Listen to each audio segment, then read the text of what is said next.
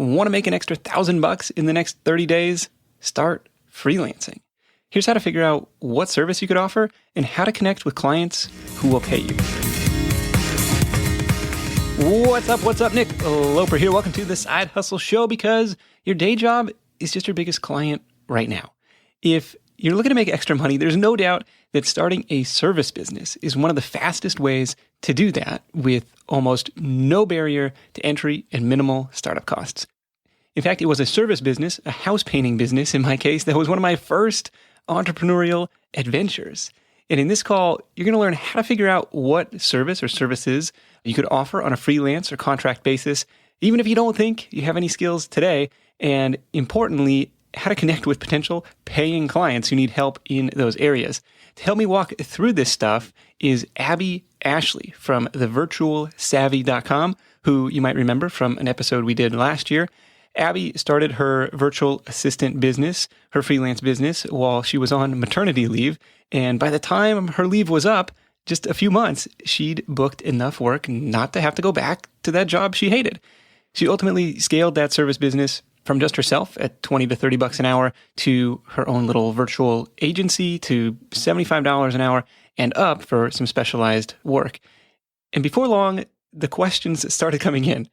How can I do what you do? I would love to be able to work from home, set my own hours, do work I enjoy. So like any good entrepreneur, Abbey turned around and started teaching her methods. At this point, she's helped thousands of people start their own freelance business, which is awesome. In fact, if you hit up thevirtualsavvy.com/SHN, she's put together an action-packed free training called How to Become a Booked Out Virtual Assistant, which again is just a secret code for remote freelancing.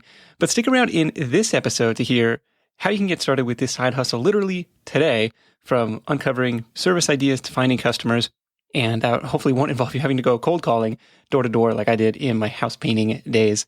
Notes and links for this episode, along with the full text summary, are at sidehustlenation.com/Abbey2, ABBEY, and the number 2. I'll be back with my top takeaways from this call with Abbey after the interview. Ready? Let's do it.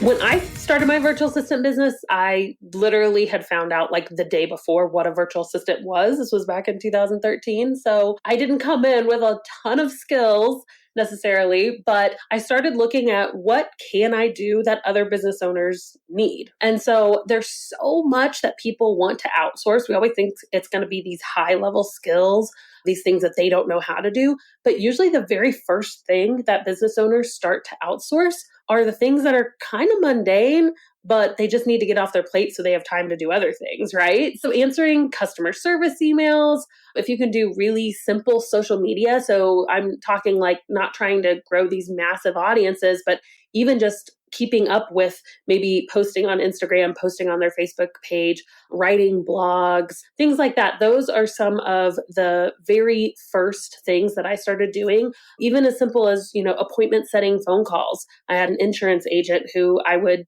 call some of his current clients and just set up future appointments with them. So I think there's a lot that we can do just with the skills that we already have that sometimes we don't think, oh, somebody would actually pay me for that, but they will. Right. And this can be either skills that you have from your own resume, any job you've ever had. Somebody thought that was a skill worth paying for, right? Or it could be skills you've learned outside of work. It could be stuff that you're just interested in, hobbies that you picked up. And some of the stuff, maybe you've never done it before, but you're like, I'm pretty sure I can figure that out. And that's the nature of the game as an entrepreneur. I guess I've been on both sides of this equation. I've been a freelancer and I've been somebody who hired freelancers. Today in the business, I've got somebody that manages Pinterest for me. I've got a podcast editing service. I've got a handful of writers that I work with. Those are all independent contractors who have kind of followed this path of becoming a virtual assistant, call it, or becoming, and sometimes it's an agency, but starting their own kind of location independent side hustle because nobody is working from my closet office. It would get a little crowded in here. I know on your site, you've got like 101 services you could offer as a virtual assistant to kind of get the creative juices flowing. And that's at thevirtualsavvy.com.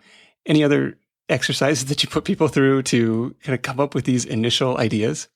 Yeah, definitely. So what I like to do is to look at the skills First, that you know you already have. And it's okay if you only list 2 or 3 things, right? Just things that you know, okay, I could answer customer service emails, things like that. Then maybe list skills. So I basically have people divide up a piece of paper into 3 different categories. The first are skills that you have that you enjoy doing. Then the next is skills that you have that you don't enjoy doing. Because I really think it's good to identify those too. If you're going to go into starting to help people, but you are only helping them with things that you don't enjoy doing, you're not going to make it very far. So go ahead and put those out there as well. And then the third list, I think, is maybe one of the most important, and it is the things that I don't know how to do, but I'm really interested in, or I'm interested in learning. And that could be where possibly things like podcast management or YouTube management or Pinterest management, you know, hey, I don't know how to do this. I don't know the skill or the tech behind it all. However, I'm drawn to it for some reason. Maybe you are just really good at designing things. And so you think, well, that's part of Pinterest management, right? Is making these little pinnable images that look good. So maybe that's something I could do. Or you think, hey, podcast editing, I listen to a lot of podcasts. So, hey, why not? I could edit them too. And so maybe you don't know what the tech or the skill is behind it, but if you have an interest in it, it can go on your list of things that you could learn in order to offer as a service. Yeah, I can figure this stuff out. That was Matt Rowell. He was, doing the knife sharpening thing. He's like, I don't know how to do this yet, but I could figure it out. Learned how to do it on YouTube and found some buddies' knives who were willing enough to let him practice. And then it was off to the races for him. The first role that I hired for was for an AdWords manager. Basically like, here's my pay-per-click campaigns. I need your help in keeping these up to date, making sure we're not pointing to, in my case, shoes that were out of stock or that only had like a size 7 and a size 14 left. Like that wasn't going to be a great user experience. That ad wasn't likely to convert. And I provided all the training for that. So it was like, I don't necessarily need you to know how to do this stuff coming in, but I can train you how to do this. Follow this recipe, follow this step-by-step process. In your client business, did you find that it was similar? Like, okay, I'm going to raise my hand and say that I'm kind of this general virtual assistant for hire. Did you find that people had processes that they already kind of had in mind, they just wanted to plug you into, or were they looking for off the shelf, this is what I need you to do? Totally exactly what you said. That was my experience time and time again. I really like the idea of starting as a general virtual assistant, unless if you already have a specialized skill. So if you already know how to do podcast management, by all means, go and call yourself a podcast manager and let that be your top skill that you can scale, right? However, if you don't, make a big list of things that you can do, because what's likely to happen is exactly what you said. Someone will hire you to just kind of be a general VA, but when you go into their business, a lot of times, whether it's a good system or not, they already have some sort of system. They have a way that they've been doing this all along. And again, it might not be the best system, but sometimes it is, and they can just train you on the system that they already have in place, and then you can continue to maybe improve it. So I found that a lot of times it was, hey, I just need you to pick up on this thing that I've already been doing and maybe increase it, maybe make it a little bit better of a system, but just continue on with what I've already been doing so I can have more time. That's really your goal at the end of the day, is to free up some of the time that they have so they can go on and do higher level items. Absolutely. One of the ways that I kind of recommend coming up with service ideas is actually looking at Upwork, looking at Fiverr, looking at these big freelance marketplaces and looking at their different categories. So if you look at the top navigation menu on Upwork, and of course, user interface is subject to change, but there's like this whole broad categories of what different services could be offered. And underneath there, if you click on any one of them, it like opens up this page of subcategories.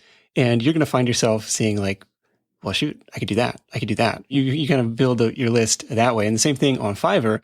And what's interesting about Fiverr is you can click through on each of those categories and subcategories and see specific gigs that people are offering. Like, I will do X for this dollar amount, and different pricing packages. It's really interesting to see what other services are out there and say, well, shoot, I could do that. Not necessarily that I want to compete on Fiverr or on Upwork, but like using that as sources of inspiration. Now, going back to your 3 categories, it was column 1, skills you enjoy, column 2, skills you don't enjoy, which I think is really important because it's like, okay, I can do this, but the last thing I need is a second job, a side hustle that I hate. And third, the skills that you don't know how to do just yet, but you're interested in. And that kind of aligns with a similar format or structure that I've used in the past. I called it the intersection method, which was column one, skills that you know how to do. Column two was interests or hobbies outside of work. And column three was kind of your network. Like, who do you know? And that's kind of transitioning into how are you going to connect with clients? For me, one of the freelancing businesses that I had was in nonfiction book editing. And so column one was like, I had written a couple nonfiction books myself at that point. I was a decent English student in college or in high school. I don't even know if I took English in college. And even though I can barely form a sentence on the podcast, like I consider myself a decent writer and a decent proofreader, eye for detail type of thing. And then in column two was I enjoyed reading self-improvement business books anyways. So that was an interesting one. And then column three was like, because I had self-published, I was already embedded in these certain Facebook groups for different authors. And so that was kind of like a freelance business that came as a result, kind of like the intersection of those three different columns. And you can kind of mix and match, and you might have more than one idea that comes from there. But maybe we transition to this point about connecting with customers. I know when we first talked on the podcast last year, it was not anything online. It's like, even though the business is going to be location independent, the business is going to be online, it was just going to local in-person networking events and connecting with clients that way. Yep. So I think there are, oh my goodness, there are so many ways. The need for virtual assistants, the need for just outsourcing, especially people to outsource to remotely, I think is just going to continue to increase. So this is definitely still the time. I think it's a good time when you see that, okay, I have a group of 30,000 virtual assistants. This thing is obviously starting to catch on. But at the same time, we're still at the point where you can say, hey, I'm a virtual assistant. And someone will say, what's that? Like they've never heard of it. I feel like that's like the perfect intersection of the time to jump on something when it's starting to catch on, but not everyone has caught on. Yeah, we'll plug the Facebook group for a minute. It's the Virtual Savvies. So facebook.com/groups/VA Savvies. Again, 30,000 people in there. A cool, supportive community that you built. Yes, totally. There's tons of people you can connect with there. We post job opportunities every day inside of that group. So that's actually one really awesome way to find clients. Oh, nice. Yeah, pretty much almost every single day, we're posting a few jobs inside of that group. So just by being in that free group alone, you can be exposed to remote job opportunities. It's totally free. We post them there for the people who come to us and say, hey, where do I find a virtual assistant? We've got plenty of them for you. And if you're on that side of the equation, you can hit up the virtualsavvy.com/hire and kind of fill out the form there. And I imagine those are the requests or those are the inquiries that end up in the Facebook group. Exactly. Yes. We've talked a little bit on the previous podcast about looking at just your local network. And I'll say this first. If there's people that you know, most of us know one small business owner, talk to them first. The relationships that you've already formed, those are going to be the best people to at least let them know about your business. Even if they're not ready to hire you, they very well probably have other small business owner friends. They have a network if they're a small business owner. So just let people know what you're doing, because that's one of the best ways to just get kind of that word of mouth marketing started. We have people all the time that will, one of my very first projects inside of the course that I teach is to reach out to friends and family. Even if they're not small business owners, just let people know what you're doing, right? And people will say, oh, I did this and nothing really happened. But then 2 months down the line, they get one of their biggest clients because their Aunt Sue was at the grocery store and ended up talking to somebody, right? I think that it's something good to put in place just because it really could come back later and help out your business. And it just kind of gets us in the practice of telling people, right? A lot of times I think we're just scared to tell people what we're doing because we're like, well, I haven't got a client yet. I'm not really making money from this yet. Should I even tell people? What if it flops?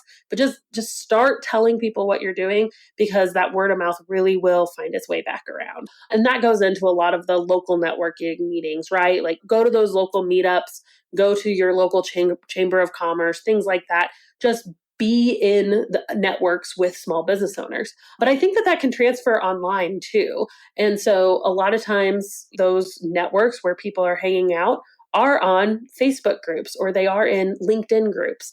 And so I think that spending time and building genuine relationships in those kind of platforms can be really good as well.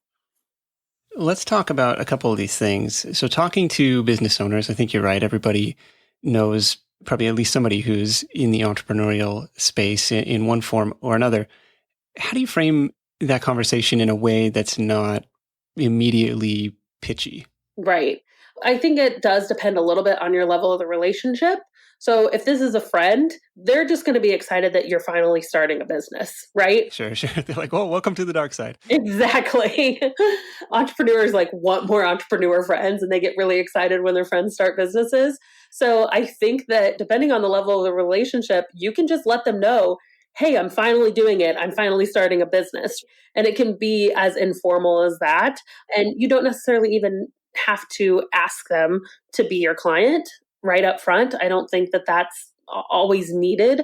One of the really great things is that when you start to talk about outsourcing and taking things off people's plates, most business owners are automatically like, oh man, I need that. Like it's one of the easiest sells ever because you're not just trying to like, here's this thing that this big package that I have that's maybe something you would want to do someday. Most people are like, get rid of some of these little tasks off my plate. That's exactly what I need. So a lot of times it does sell itself.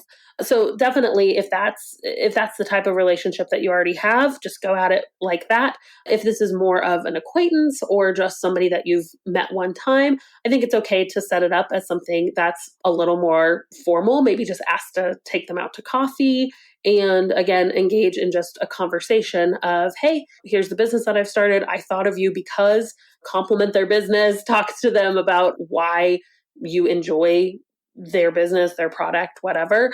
And then just, hey, it's just something to keep in mind. I'm not a pushy salesperson, and maybe some people are more aggressive in their sales than I am. I'm a really big fan of forming relationships. So taking somebody out to coffee, sending them a letter in the mail, doing an email and just asking them, hey, how's your business going? That's definitely more my style when it comes to sales. And it has worked in the past, at least for me, for my students, just really building genuine relationships. People know what you do. They'll know what your services are through that. And when the time is right, they'll hire you. Yeah, and even through these in-person networking events or through these conversations, you can frame it as somebody who's curious, like in your business, what are the biggest pain points right now? Both John Logar and Dane Maxwell from the foundation on the podcast shared this whole kind of idea extraction process. And they were ultimately looking to solve those problems with software, but like, hey, you could solve the problem with your own service in the near term. If you had a magic wand, what would this look like? You know, what are you spending the most time on today? John shared the story of like, hey, I'm calling you up because you're a leader in the industry. If you have 5 minutes, I want to get your take on the biggest problems facing your industry, or some framework like that. And I thought that was an interesting way to go about it, just to get somebody talking. And, if they can open up, you say, well, hey, either I might be able to help you out myself, or I might be able to, point you in the right direction, or it just might be, hey, that's interesting. That's some inside knowledge. And then to the point about letting people know what you're doing.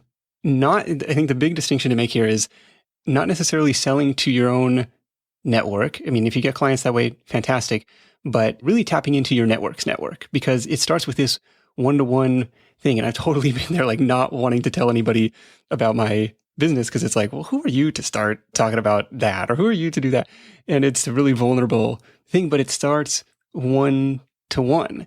And that was what I did when I launched the podcast. And I'm so like, the first 50 episodes are embarrassing, but it's like, that's what I did to kind of get the initial traction. Direct email outreach, going through Gmail, opening up a compose window, typing a letter, and like seeing what would auto populate. Like what would Google suggest if I typed in like A, like, oh, I haven't emailed Aaron in a while. Hey, what's going on, Aaron? I just started this thing. Any other ideas on the client side, or have you had any other students of yours having success in other ways? There's one other thing that I really enjoy too, and that would be something that I call high-end client targeting. I'm a really big fan of this because it landed me my biggest client back when I was a VA. And it's basically when you identify somebody that you would really love to work for. So it's not always, sometimes this can happen if you already have chosen what your skills are going to be, what your services are going to be, or maybe you're just starting out and you're like, man, I don't really care what I do for this person. I just really want to work for them. And I think that that's where a lot of my clients will start as well, is that they will find just a person and they'll just start paying attention, right? This, so much of this business has to do with listening, just like you were talking about. You start to talk to somebody, you're not just selling them on their services, you get them to talk about their pain points. What is that? That's listening. People love to talk about themselves. So just listen and pay attention, and those opportunities will be there. And I find that that's the same when it comes to high end client targeting. So you're listening to somebody's podcast, or you're watching YouTube videos, or you're reading through blog posts. It's amazing how people will just kind of bring up holes in their business. Most entrepreneurs are fairly transparent that I've seen, and they're not afraid to talk about the things that maybe aren't going so well. And so I've been listening to podcasts before where somebody will say, "Oh yeah, we've tried Facebook ads 20 times and they just never work for us," right? And that should be a light bulb in your head. Hey, if that's a service I offer, maybe I could present myself valuable somehow. They're talking about all these forms of traffic, but they haven't mentioned Pinterest at all. And you think, well, I could do Pinterest management for them. So that's one part of it, right? Is kind of identifying the person, identifying the need, and then making yourself known to them again in a way that's not spammy, not just like, here's my website, hire me, please, because nobody really loves those emails. But if you can just show up in a way in their inbox, on their Instagram or Facebook, wherever you're connecting with them, if you can show up in a way that really provides true value, again, without necessarily maybe asking for a lot in return. So let's say you do Pinterest management, right? And you notice this person who I know that they're successful. They could probably pay me really well. They have literally no presence on Pinterest at all. Well, one, you could just send them your website and say, hey, here's what I do. You could send them some pins that you've done for other people and say, here's some examples that I've done for other people. And those things might work. Or you could really take the time to do something custom for them. So go through their past 5 blog posts and create a pinnable image just for them, custom, and say, hey, I noticed that you don't have much of a presence on Pinterest. I went ahead and created these 5 images just for you that you can use. I offer Pinterest management services if you're ever interested, but I just wanted to go ahead and pass these on, use them at your disposal. And that value first, you're kind of just giving something. You've created the time to show that you're the type of person that goes above and beyond. You're not just asking for something, you're truly looking to give them something. I've seen this work really, really well. And again, it doesn't always turn into a job, but it does turn into a relationship usually. It puts you in their mind. So maybe they are not looking for a Pinterest manager, but you better believe if their friend is looking for one, another business owner, they'll say, "Ooh, I actually know someone who emailed me just the other day," right? So this is another really cool strategy that I've used. It was one of my biggest clients I got using this exact strategy. And it's one of my favorite to implement because it's fun. It's fun to reach out to the people that we really admire. Very cool. I like that. High-end client targeting, kind of like the Dream 100 list from Chet Holmes' Ultimate Sales Machine, Ultimate Selling Machine, something like that. Great book on how to get in front of, your dream clients. It sounds similar to Brian Harris when he was starting out online with doing videos for some of his favorite blogs. Like, hey, I'm a huge fan, love your work, just created this as a gift. And then, by the way, if you want to do this on an ongoing basis, this is something that I can do. It's a good way to break through the clutter with that give first mentality. Tell me about walking into this networking event, introducing yourself, say, hey, I'm a virtual assistant, even though you don't have any clients yet. First of all, maybe what gave you confidence to say that? And then this is a 2-part question. Second part, what did you do when somebody said, yeah, I need help? When I started my business, I was super pregnant, like really, really pregnant. And so I had a lot of drive underneath me. I hated my job so much that I was at. I actually had one of my old bosses reach out to me the other day and she's like, you always talk about how much you hated your job. I'm like, I didn't hate you. Don't be personally offended, but it still stands true. I hated my job. And we all knew it. Come on. No one was surprised when that started coming out. But I really had this drive that I was not going to go back to work. Like after my maternity leave, I was like, this is it. I've got to make something happen. And I had tried so many different entrepreneurial endeavors before. I had sold jeans online. I had sold textbooks. I started making like freezer meals in people's kitchens. At one point, I bought the website celebrityplank.com. Remember like when planking was cool? Somehow I thought like, I'm going to get celebrities to plank and put it on my website. And somehow that'll I mean, I tried a lot of different things. No celebrities ever planked on my site, but it was kind of like what was different. Honestly, I probably could have made any of those work except for the last one. I probably could have made any idea work, but I just had a real fire underneath me this time. I'm not going to go back to work. Like it's kind of like end of the road. This is happening. Yeah, you've got this ticking time bomb growing in your belly. Exactly. So when I showed up, I just said, "Hey, here's who I am. Here's what I do." And of course, the next natural response was, "Oh, what's a virtual assistant?" And as soon as I told them, people would ask for my card or whatever. It would kind of go from there. The in-person networking events worked really well for me because it's really just natural. Like you're there to talk about your business. Other people are there to talk about their businesses. So it wasn't I don't know. I felt like that was a pretty easy thing. I would just say, "Oh, my name's Abbey." They'd tell me their name. "What do you do?" And then they'd say, "What do you do?" And it just flows really easy, right? So that's why I really loved those networking events. And that's kind of the fire that I had underneath me as well to keep me going. Was that just a random thing that you happened upon on Meetup or something like that? Yeah. So I just looked. So I lived in Washington, D.C. at the time. I will say that. So there were a lot of events. I literally, every single day, I could just say networking event, Washington, D.C. And I would probably get a list of 10 different ones on Meetup or showing up on Google. Like there were just meetups all the time. It's a little more challenging now that I live in like Missouri. But still, if I go to meetup.com or if I just type in entrepreneurial event, business event, small business networking, things like that, and the name of my city, then they may be a couple weeks out, but they're still relatively easy to find, even in a smaller town. So yeah, that's kind of how I went about it. So what happened when the person on the other end of the business card exchange says, "Yeah, I could use some help with that, actually"? The very first time it happened, I had this mix of emotion of yes and oh crap, which is probably all of us. Whenever we get like that first sale, somebody's actually going to pay me money to do something. So for me, I had kind of in the back of my head, I don't know if I had it necessarily written down, but so at the time I was like, great, I'm going to send you a proposal. At that point, I didn't know what a proposal really meant or what it looked like, but I just went home and kind of Googled it all and said, what do I send them now? And so I ended up coming up with a contract, coming up with a way to invoice them, and just said, hey, here are some different packages of hours, which is the way that I generally sold my services, is that, hey, you can buy a package of 10, 20, or 40 hours to use every single month. That's the way that I pitched it. I think the very first client that I had, she was actually she had a box of business cards and she just wanted me to put all of those into a spreadsheet, which I definitely think there's software out there that you can do that with, but I just did it manually for her. And so she just said, I think she said, I'll pay you $150 to do this whole box. And I was like, yes, whatever. It was my first paid client and I got it out of the way and then we were good. So that's kind of the way we went about that one. But then from there on out, I kind of decided, okay, I'm going to do these packages of hours. And so I would just send them an email that had all of that information and kind of go from there. And I would change my processes as I went along.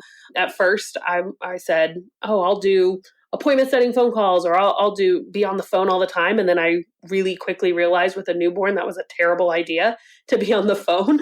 So I took that service away and I didn't meet with clients over the phone anymore, things like that. I think you start to change things over time, but that's at least how I started out. I think everything's a draft one, right? I didn't really know what I was doing. I didn't know how to invoice. I didn't know how to package my services, but I said, I'm just going to do it this way for now and let it be a draft one. And then over time, I came up with better drafts. Yeah, absolutely. That was your number one tip from our show last year. Ship before it's perfect. It applies to so many different businesses. I was going to ask about the pricing and package setup. So how did you determine, first of all, the rate, and then Well, I guess we'll start there. Like, how did you come up with the pricing rate for your service? So I had looked at what other virtual assistants were doing. I think that that's a good sign that your services will sell. Is it's not the only sign, but a good sign that your service will sell is if other people are doing it, right? So I just looked up to see what other people, what their packages were structured like, and thought, okay, for me, I worked backwards a little bit. I knew I had a full time income to replace. And so I thought, okay, I can work about 20 hours a week was what I was hoping I'd be able to do at least. That's very optimistic with a newborn. Yeah. So I can work about 20 hours a week. So if I charge this hourly rate, then this would get pretty close to replacing my income. It helped that my job paid very little on top of being terrible. So that's kind of how I went about it and came up with just what's my hourly rate times these package hours. And so for me, I think I started at about $30 an hour, which was pretty in line with what I was seeing other general virtual assistants charging. Some charge way less, but I had looked into, okay, I know I'm going to have to pay this much in taxes and all of that. And that's what seemed worth it to me. So even still, I recommend general virtual assistants not go below $20 an hour if they're doing an hourly rate to start out with, just because after paying taxes and office equipment and things like that, you still want to make sure that you're making more than minimum wage. So Yeah, absolutely. Ah, those quarterly taxes, they get you every time.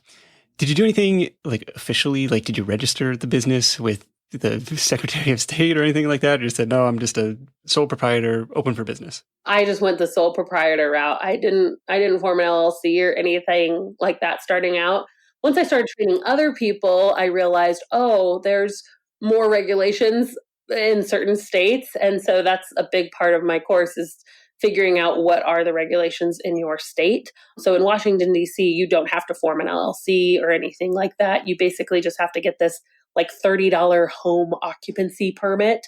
And that's about it. At least that's what it was at the time. So there wasn't very much that I needed to do. Okay. I had to get the same thing for Livermore. It was like permission to run a business in your house. I was like, oh, okay, come on. What do you care what I do at my house? But okay, but that was it. No website at the beginning, no legal entity at the beginning, just a handful of business cards and off to the races. Yep. That's one of the things I love most about virtual assistants is that it's a really low entry point, right? You don't have to have a website. You don't have to necessarily have the LLC unless if your state requires it. You don't have to have this huge structure. You don't have to have a huge audience, which I think is really big too. I'm now a course creator and I sell this online course. And the way I do that is by building a big audience, which means I have a big email list, which means that I have to pay for all these extra tools and all this stuff. And I love it. I'm glad that I'm doing it, but it's really awesome. Something like any service-based business, virtual assistants or graphic design or website design, whatever it is, there's very little that you have to do because your client acquisition is one-to-one, right? You only need a few clients to really replace your income. You don't need a huge website or a lot of traffic coming to it and things like that. It's one of the reasons I just love the service industry so much, especially whether people want to do that to replace their full-time income, or a lot of times people will do it while they're building something else, right? Somebody's started a blog and they eventually want to make a lot of affiliate income from it, but it's going to maybe take some time or it's going to take traffic or it's going to take paid ads or whatever. But the service industry, it's one-to-one, right? You could sign one big client and that could be $3,000 a month and replace your income.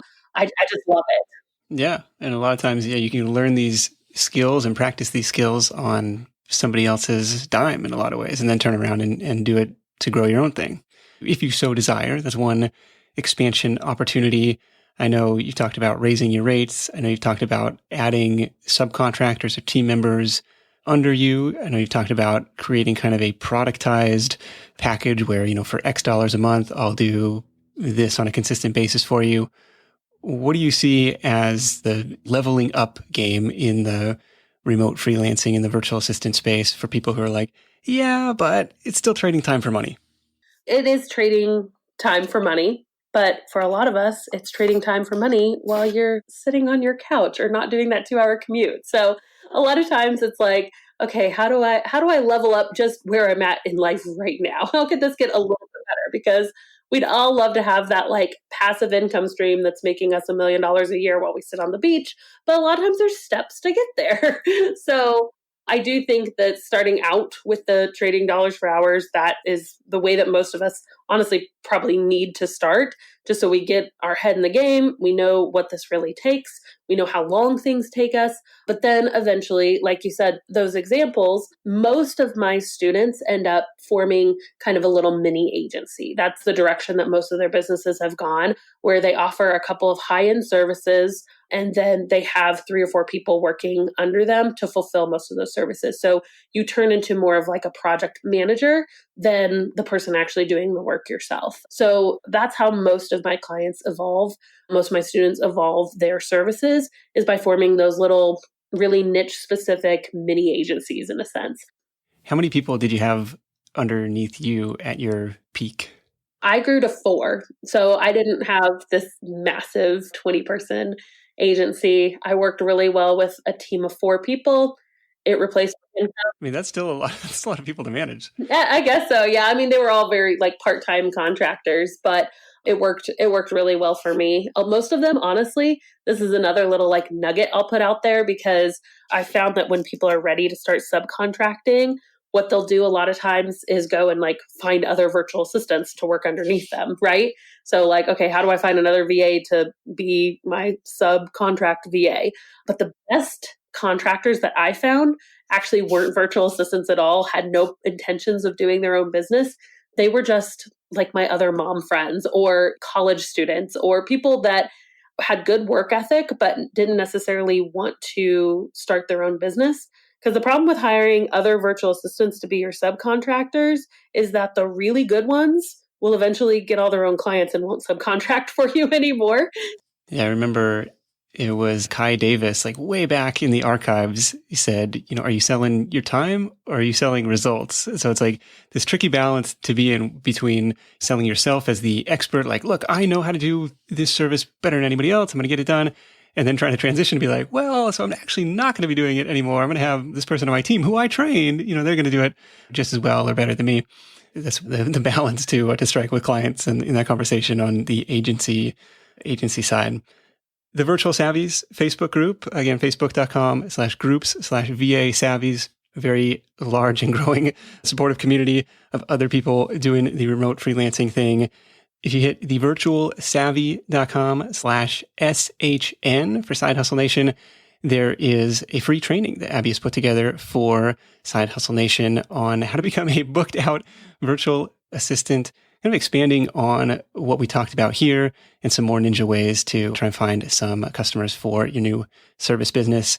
Abbey, thanks again for joining me. Always enlightening stuff. And I agree with you. Service is one of the fastest side hustles to get off the ground. Let's wrap this thing up with your number 1 tip for Side Hustle Nation. Give yourself some grace. I think that a lot of us start our business, or maybe we've started a lot of businesses in the past, and we just kind of beat ourselves up that they didn't go well, or that maybe we took the wrong step, we made a bad investment, whatever. This whole thing that we're doing, this whole game called life, is all just a process of us taking a step and then pivoting, taking a step and then pivoting. So don't be afraid to pivot. Don't be afraid if something hasn't worked in the past. Give yourself grace and keep moving forward. I like that one. Give yourself some grace. We've all had some failures, some missteps. I've had my versions of the celebrity planking website, so don't feel bad about that stuff at all. It's just, okay, time to pivot, time to move on to the next thing, dust yourself off. I really like it. Abbey, thanks again for joining me, and we'll catch up with you soon. Business owners pay for skills, plain and simple. They've got work they need to get done, and you can either help them with that or you can't. Or you can't help them with that yet is perhaps the better attitude to take, because everything is learnable. All right, my top 3 takeaways from this call with Abbey. Number 1 is to go general first, niche later. This was surprising to hear because it's counter to the advice that's normally given by myself included. But Abbey's argument made a lot of sense, I thought, especially for just starting out. And that was to go broad, to be open to the direction the client wants to go, and to kind of let them steer the role that you're in. And in that process, you'll begin to figure out what work you enjoy, what work you're great at, the stuff you can do quickly, and on the flip side, figure out the stuff that isn't so fun, the stuff that is not so great to do. When I was doing my freelance book editing, I started out by saying, I'll edit your nonfiction book. But as I got into it, which was already semi-niche, right? I don't want to read vampire romance. But as I got into it, I ended up niching down to just business and self-development books because that's what I found myself enjoying the most. And that's where I felt like I could most constructively support the author. But it was the experience in going slightly broader at first that helped me learn that helped me define that. So general service offerings first, niche later. That made my top 3 takeaways just because it was different from what you normally hear and goes to show, of course, that there's no one right way to start a business. Takeaway number 2 is that service ideas are everywhere and you have skills that are worth something. The vast majority of work that's getting done in the world today is not brain surgery. And that's not to say that specialized skills aren't valued, but for the purposes of a flexible freelance side hustle, I'm confident that you can get started. Like we talked about, half the time, the client is going to provide training. And at that point, it's more of a question of personality fit, being top of mind, and being open to learning new things. Now, one thing that didn't come up in this episode, but often comes up in my conversations with would-be freelancers, is the objection that there are people in other parts of the world who do the same thing for a fraction of the price. How can I compete with that? The simple answer is don't. There's always going to be people willing to do the work for less. The customers you're targeting aren't the customers that are hiring those people. And that brings me to takeaway number 3. Clients are everywhere. This industry, the practice of remote hiring is booming. And it makes sense for so many reasons, like access to a global pool of talent, the flexibility, the overhead and infrastructure savings. I'm a fan, and not just because I work from my living room in my son's bedroom closet where it just wouldn't be feasible to have a team join me in my house, but clients are everywhere and the pie is only going to grow. I know I can't be the only business owner who doesn't care where my team is based, where they went to school, if they went to school. It just matters if they're fit and they do great work. In fact, I'm just realizing this over the last 10 years, I've probably worked with people from 6 different continents, a lean, mean global operation. And that's pretty cool to think about. No Antarctica teammates just yet, though. More and more business owners, I think, are coming on board with this remote work idea. So on top of that, there are some projections that say half the workforce is going to be freelancers over the next 8 to 10 years. So why not get some practice now? We talked about several different ways to get in front of clients in this episode, and I know Abbey's got even more in her free training at thevirtualsavvy.com/SHN, which is again about how to become a booked out virtual assistant. Once again, you'll find the full text summary with all of Abbey's top tips from this call at sidehustlenation.com/Abbey2, ABBEY, and the number 2, as well as links to all the resources mentioned. Now, at the top of the show, I told you about our new sponsor, Ahrefs, the SEO tool I'm loving right now. And as part of their sponsorship, they're offering Side Hustle Show listeners, loyal Side Hustle Show listeners who stuck around to the very end of the episode, the chance to win a free account. Now, to enter, what you got to do is tweet at Ahrefs and at nloper, their handle is AHREFS, and tell us why you want to win. Otherwise, encourage you to check out the 7-day trial for just $7. I think you can do a lot of damage in that time in terms of keyword analysis and diving into the tool. I think you'll like it. That's it for me. Thank you so much for tuning in. Until next time, let's go out there and make something happen. And I'll catch you in the next edition of The Side Hustle Show. Hustle on.